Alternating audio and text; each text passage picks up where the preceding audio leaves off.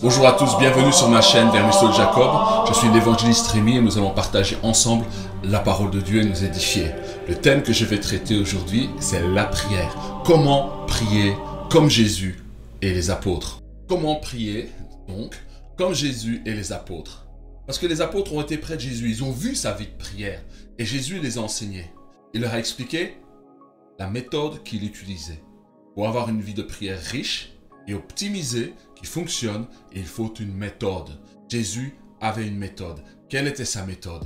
Il l'a transmise aux apôtres, nous allons le voir. Cette méthode est inscrite à l'intérieur de la prière que nous récitons souvent, le Notre Père. Alors avant d'en arriver à la récitation, à l'explication de cette récitation que le Notre Père et vous expliquer quelle est la méthode qui est cachée dans le Notre Père, il y a des prérequis.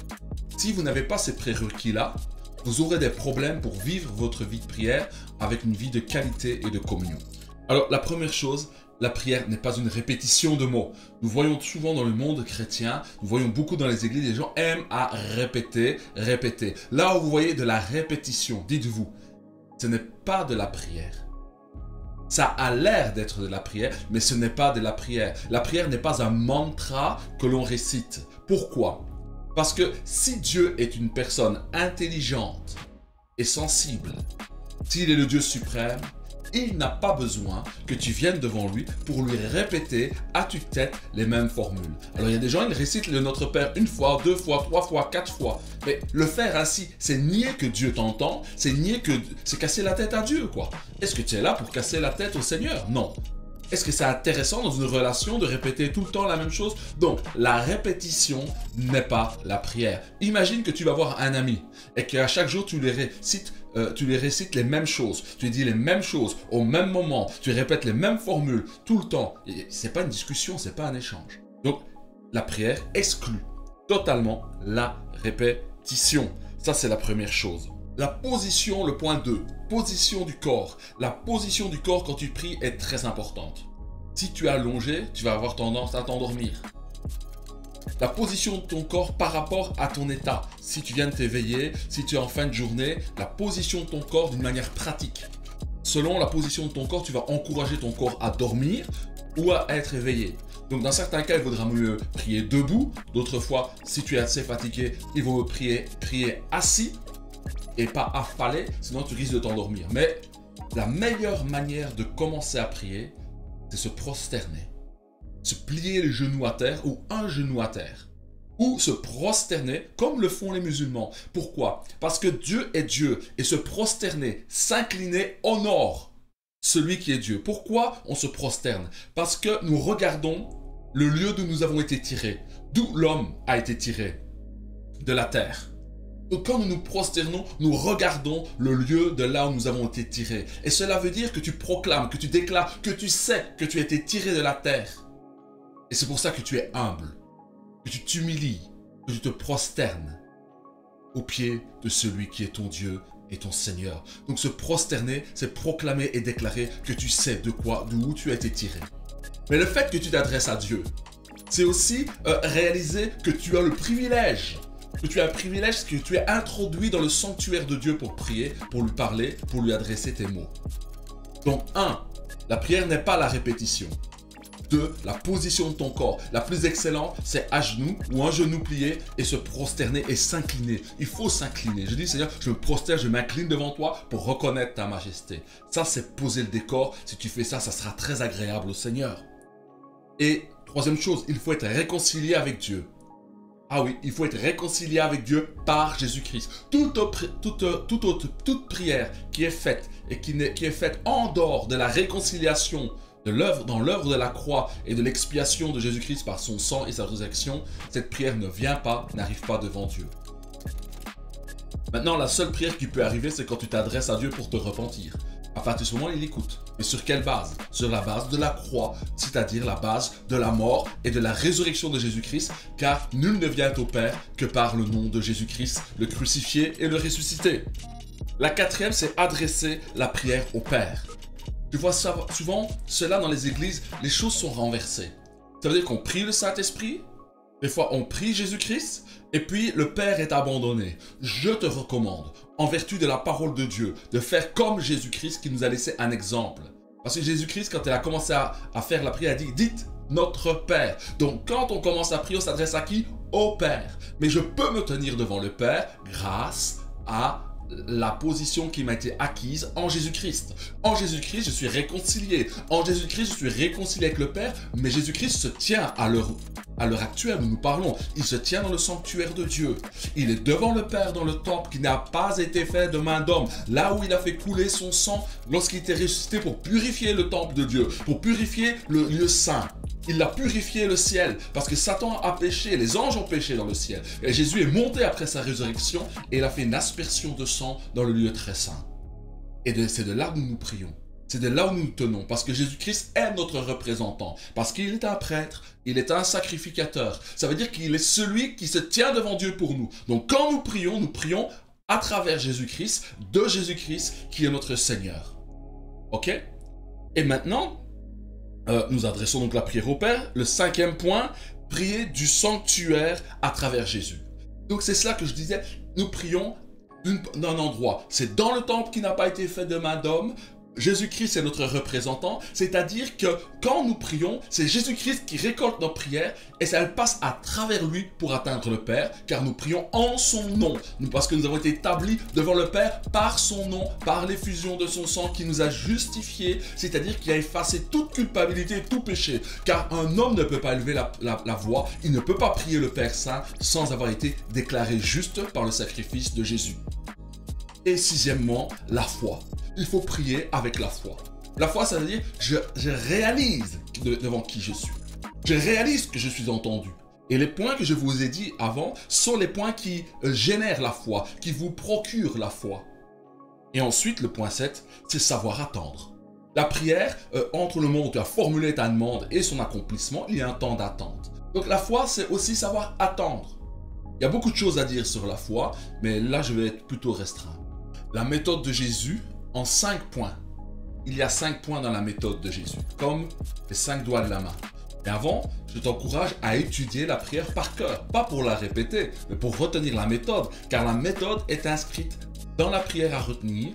Le premier point, nous allons voir, en Matthieu, chapitre 6, verset 7, il est dit « En priant ».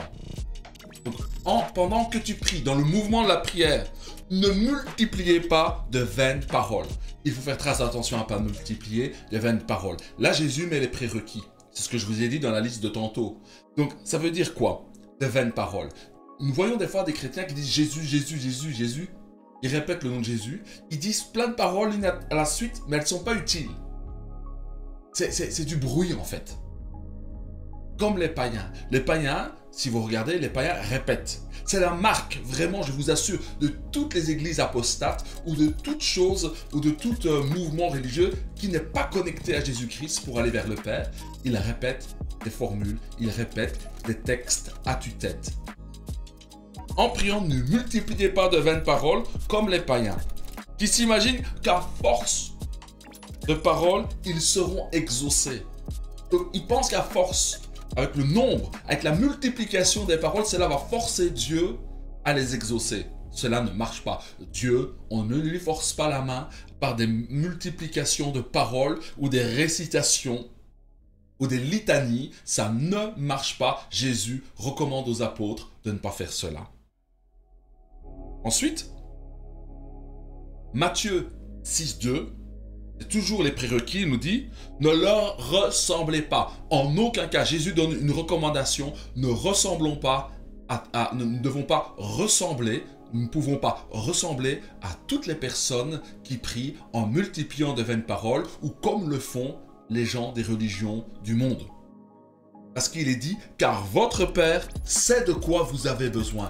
Donc ça, c'est la foi. Je vous avais parlé dans un point, j'avais mis la foi. La foi, c'est une ferme assurance, une certitude qui te dit que tu sais que ton Père t'entend et qu'il sait de quoi tu as besoin.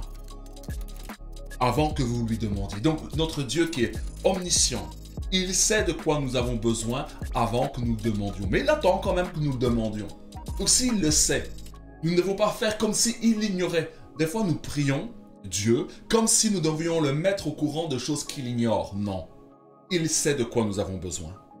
Alors maintenant, le verset 6 à 9, Matthieu chapitre 6, verset 9, maintenant il dit, voici comment vous devez prier. Donc il n'a pas dit, voici comment vous devez répéter cette prière. Ce n'est pas ça que Jésus dit. Il dit, voici comment vous devez prier. Donc voici la méthode. Et il dit, et dites, notre Père qui es aux cieux, que ton nom soit sanctifié. La première chose, c'est savoir, réaliser que notre Dieu est dans les cieux. Une position élevée. C'est pour cela que je vous ai dit qu'il est très important de se prosterner et de s'incliner quand on prie. Parce que ça honore celui qui est dans les cieux, notre Père. Et nous devons dire notre Père. Jésus, quand il dit prier, ne dit pas Saint-Esprit, ne dites pas mon nom, dites notre Père. Car celui qui est réconcilié avec Dieu, avec le Père, Jésus est venu nous réconcilier avec le Père. Donc nous pouvons nous adresser au Père, car c'est le Père qui exauce. C'est lui qui est sur le trône et qui a toute autorité. Donc nous devons nous adresser au Père. Notre Père qui est aux cieux, que ton nom soit sanctifié. Voilà le premier point qui est très important. C'est sanctifier, glorifier, honorer le Père. Alors comment on honore le Père? Tu dois proclamer qu'il est le Créateur. Tu déclares qu'il est le Créateur. Alors, qu'est-ce que je dis dans ma prière? Je dis, Père, je reconnais en toi le Créateur de toutes choses. Je reconnais en toi celui qui a fondé les cieux et la terre. Toi seul es le Créateur. Tu es plus grand que les hommes. Tu es élevé dans les cieux et je t'élève ici en bas sur la terre parce que tu es mon Père, tu es celui qui m'a engendré, tu es celui qui m'a créé et aujourd'hui je viens à toi pour te donner la gloire que je me dois de te donner. Parce que je vois en toi mon Dieu, mon Créateur et je sais et je vois ta grandeur par toute la création, par ta sagesse, par ta puissance. Par l'excellence de ta parole, je vois que tu es Dieu, je reconnais que tu es Dieu. Cela, c'est sanctifier. Ça veut dire montrer à Dieu à travers toutes tes paroles que tu as conscience qu'il est un être à part. Que toutes tes paroles que tu vas dire et prononcer déclarent que tu sais combien il est à part. Pour mettre son nom à part, élevé, sanctifié, pour lui réserver un honneur spécial. Par exemple, moi je dis aussi dans la prière, Seigneur, je ne m'incline pas devant des hommes ou pour des hommes. Devant toi seul je me prosterne et je m'incline parce que tu es mon Père, que je sanctifie maintenant par la prière et par ma prosternation.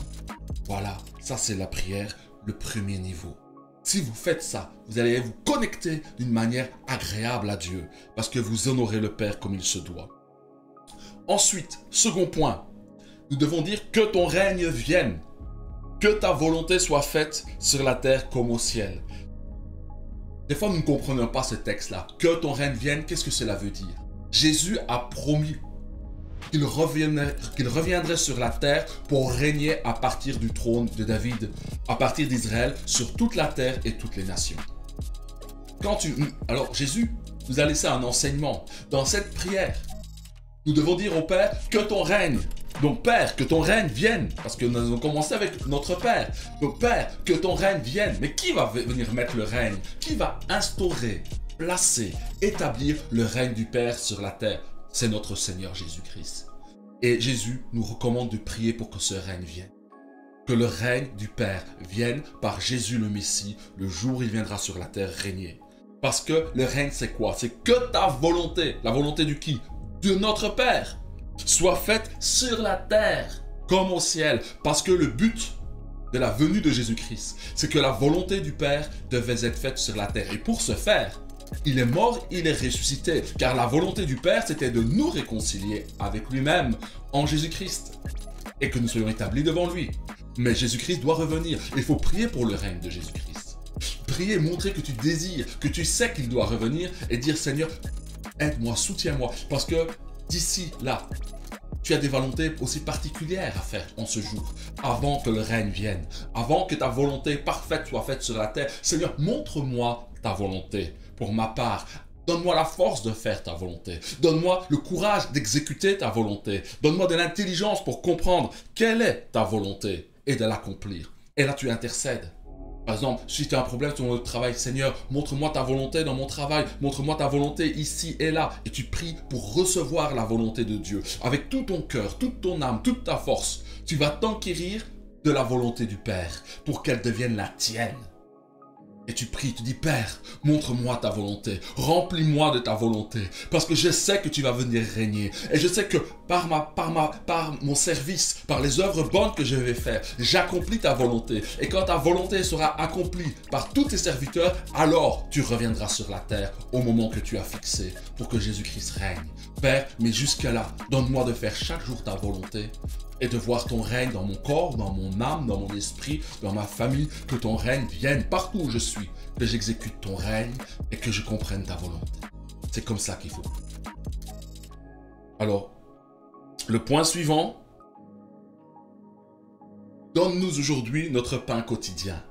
Là, tu vas prier pour tes besoins séculiers. Si tu as besoin d'un emploi, tu pries pour ton emploi. Tu dis, Père, donne-moi le pain quotidien. Seigneur, accorde-moi le vêtement. Que je ne manque jamais de vêtements pour moi-même, pour ma femme, pour mes enfants, pour ma famille. Seigneur, permets que mon salaire arrive à temps. Permets que j'ai une augmentation. Permets que je puisse avoir ceci, cela. Tu dois faire connaître tes besoins. Parce que avant que tu ne les énonces, le Père les connaît. C'est pas question de les multiplier. La prière, c'est l'expression de ta confiance que Dieu attend. Peu importe comment tu vas le dire, peu importe comment tu vas le formuler, mais que ta prière soit l'expression de ta confiance dans la toute-puissance de Dieu, ton Père. Et tu dis, Père, j'ai besoin de ceci, j'ai besoin de cela. Tu as dit que tu pourvoirais à tous mes besoins, c'est pour cela que je suis là. Je sais que tu savais, avant même que je demande ces choses, tu savais que j'en avais besoin, mais je te les énonce parce que tu es celui qui m'exauce. Père, merci. Tu pries pour tout ce qui te concerne, tout ce qui est séculier, tout ce qui est terrestre dont tu as besoin. Maintenant, regardez, le point suivant est magnifique. Parce qu'il dit en Matthieu 6, 12, « Pardonne-nous nos offenses. » Vous voyez, c'est seulement maintenant qu'il est question du péché. Vous voyez, si nous étions des hommes, si Dieu était un homme, il dirait, règle d'abord tes problèmes avec moi et ton problème de péché. C'est ça que je dis qu'il faut être réconcilié avec Dieu, mais avec toute personne. Il faut supprimer tous les conflits de nos vies quand nous prions. Pourquoi? Parce que avancer vers Dieu, c'est avancer vers un Dieu saint. Et Dieu n'est pas divisé.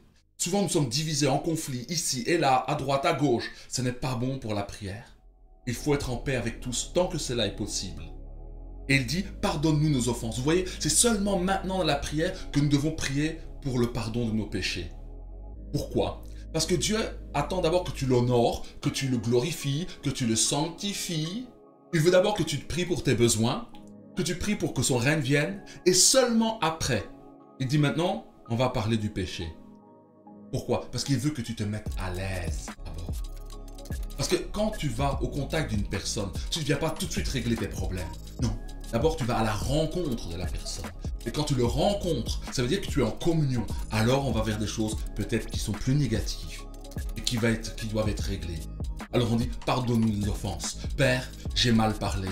Père, j'ai mal agi. Père, j'ai agi comme cela. Je te demande pardon. Parce que tu dis dans ta parole que si j'avoue mes transgressions et que je les délaisse, tu pardonnes celui-ci. Père, je sais que j'ai péché, j'en ai conscience. Mais je te dis merci de m'avoir pardonné par l'œuvre du sacrifice et de l'effusion du sang de Jésus-Christ. Père, donne-moi la force de ne plus recommettre ces erreurs. Garde-moi, Seigneur, du mensonge. Garde-moi de ceci. Je sais que j'ai mal agi. Pardonne-moi, Père.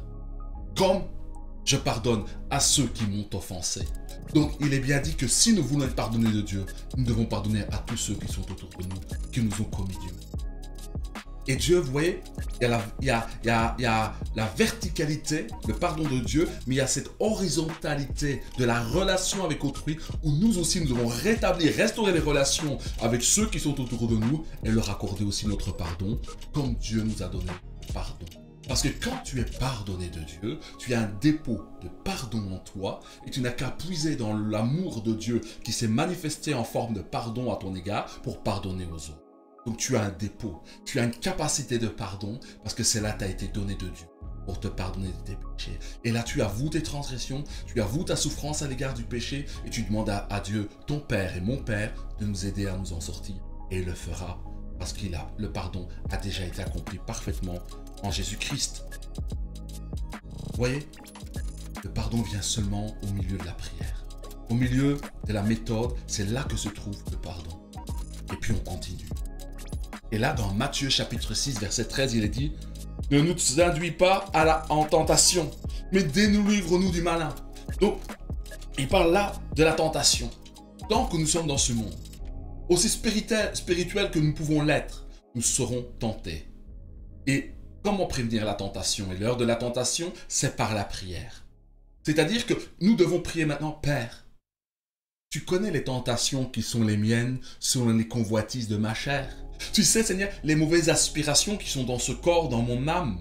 Tu sais, ces affections pécheresses, mauvaises qui sont en moi. Seigneur, garde-moi du mal qui est dans ma chair. Garde-moi des convoitises qui sont inhérentes à ma chair. Garde-moi, Père, de pécher contre toi. Garde-moi de la tentation. Garde-moi de faire comme ceci, comme cela, Père, car je veux demeurer saint et mis à part pour toi. Garde-moi du mal. Donne-moi la force de faire face à la tentation. Et délivre-moi du malin, c'est-à-dire de toutes les ruses du diable. Et je dis bien, pas de la puissance du diable, de toutes les ruses du diable, car le diable utilise des ruses, des hommes, des images, des techniques. Le tissu social est fait pour nous amener à pécher. Mais nous devons prier pour demander la force de Dieu. Car c'est dans la dépendance que nous sommes forts. Autrement dit, c'est dans mes faiblesses que je me glorifie, car dans mes faiblesses, je vois la puissance de Dieu se manifester. Et cette partie de la prière qui nous dit « Ne nous induis pas en tentation, mais délivre-nous du malin », c'est une expression de dépendance à la puissance de Dieu pour être délivré de nos mauvais penchants et de la puissance du malin, ou plutôt pas de la puissance du malin, mais de la ruse du diable, du malin. Et puis il dit « Car c'est à toi qu'appartient dans tous les siècles le règne, la puissance et la gloire. » Directement que vous avez exprimé votre faiblesse face à la tentation, votre dépendance à Dieu pour avoir la victoire face au diable, là vous devez le louer. Ça c'est l'autre point, l'élever et dire tu règnes dans tous les temps, tu règnes dans tous les siècles, tu règnes sur toutes les situations, tu règnes sur les gouvernements, tu règnes sur le cours du temps, tu règnes sur chaque chose, tu sais quand un de mes cheveux tombe, tu sais quand je suis accablé ou debout, tu n'ignores rien, ô Seigneur, et ta puissance peut tout. Nul ne peut s'opposer à toi, car tu es le Tout-Puissant. Je te loue pour ta toute-puissance. Je t'élève pour ta toute grandeur et ta majesté. Voilà, c'est cela la méthode. Et on termine la prière par la louange et on élève Dieu au-dessus de tout. Et tu peux commencer à dire, loué tu es éternel pour ta puissance. Loué tu, toi qui guéris les malades. Loué tu, toi qui brises le joug de la maladie. Loué sois-tu, toi Seigneur, qui incline en ma faveur les uns et les autres. Loué sois-tu Seigneur, toi qui as fermé la bouche à mes ennemis, à mes contradicteurs. Voilà comment louer Dieu. Et quand tu élèves Dieu au-dessus de ta tête, Dieu domine sur toi et règne sur toi et tu es à l'ombre du Tout-Puissant, c'est-à-dire que Dieu te garde. Et maintenant, vous voyez, le dernier point, c'est la fin. Après avoir prié, il nous dit, Matthieu 6, chapitre 6, 14 nous dit « Si vous pardonnez aux hommes leurs offenses, votre Père Céleste vous pardonnera aussi. » Vous voyez, ça c'est la question sine qua non. C'est la question la plus importante. Pour demeurer dans le pardon de Dieu, nous devons pardonner à quiconque nous fait du mal. Et il le dit à la fin parce que c'est le postulat pour que la prière fonctionne. Et il dit en Matthieu chapitre 6, 15 maintenant, « Mais si vous ne pardonnez pas aux hommes, votre Père ne vous pardonnera pas non plus. Votre Père, notre Père. » Vous voyez, il insiste. Père, la prière est adressée au Père. À travers Jésus-Christ. Parce que nous sommes dans le sanctuaire. Car Jésus se tient devant le Père. Et nous sommes en Christ. Car nous sommes le corps de Christ. C'est des choses profondes. C'est des réalités spirituelles. Donc voilà. Le pardon de Dieu est lié au fait à ce que nous pardonnons aussi aux autres. C'est pour ça qu'il dit cela. Jésus a dit cela à la fin de la prière. Voilà, moi c'est cette méthode que j'utilise pour prier. Alors, vous voyez, vous faites ce parcours de prière. Une fois que vous avez fait toutes ces étapes de prière, vous pouvez recommencer. Donc, vous recommencez au début. Vous dites, notre Père qui es aux cieux. Voilà, là tu dis, Père, je t'élève parce que toi tu es dans les cieux, dans la gloire. Tu es entouré des anges, des archanges et des séraphins et tu recommences.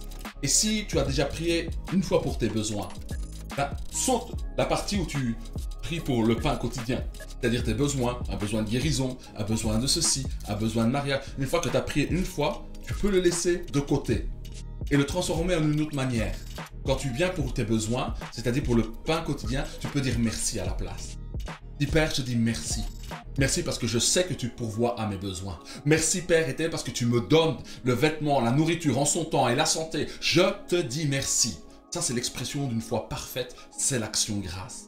Donc quand vous priez pour vos besoins, il est important de les énoncer et de dire merci ensuite. Et si vous voulez prier, si ce parcours dure une demi-heure ou 15 minutes, si vous voulez prier le double de temps que vous priez, et bien vous refaites une deuxième fois le parcours de prière. Et là, si tu pries 15 minutes, que tu as peu à dire, et bien tu prieras 2 fois 15 minutes, c'est-à-dire 30 minutes. Si c'est que le parcours de prière, tu fais 25 minutes, tu le refais une deuxième fois, ça fait 2 fois 25 minutes. Mais alors, là où tu as déjà énoncé tes besoins, tu peux rendre seulement grâce. Parce que la Bible nous recommande d'abonder en action de grâce. Voilà mon frère et ma sœur, c'est cela la méthode que Jésus utilisait lui-même et que les apôtres ont utilisé quand ils lui ont demandé « Maître, enseigne-nous à prier ». Et Jésus a donné la méthode. Donc je t'encourage, apprends par cœur le Notre Père, car l'apprendre, c'est apprendre la méthode. Et dans cette prière, il y a la méthode qui est inscrite, que je t'ai décomposée là. Voilà, maintenant dis-moi sur les commentaires si tu as aimé, si cela a permis à augmenter ta qualité de prière, car vous savez, c'est la méthode qui fait tout. Il faut une méthode. Et quand vous avez cette méthode, vous savez où vous allez, vous avez une direction, vous n'êtes pas dispersé. Alors, si tu connaissais déjà cette méthode, eh ben, dis-le-moi dans les commentaires et je te souhaite un bon week-end, une bonne semaine, que la grâce de Dieu soit avec toi. À bientôt.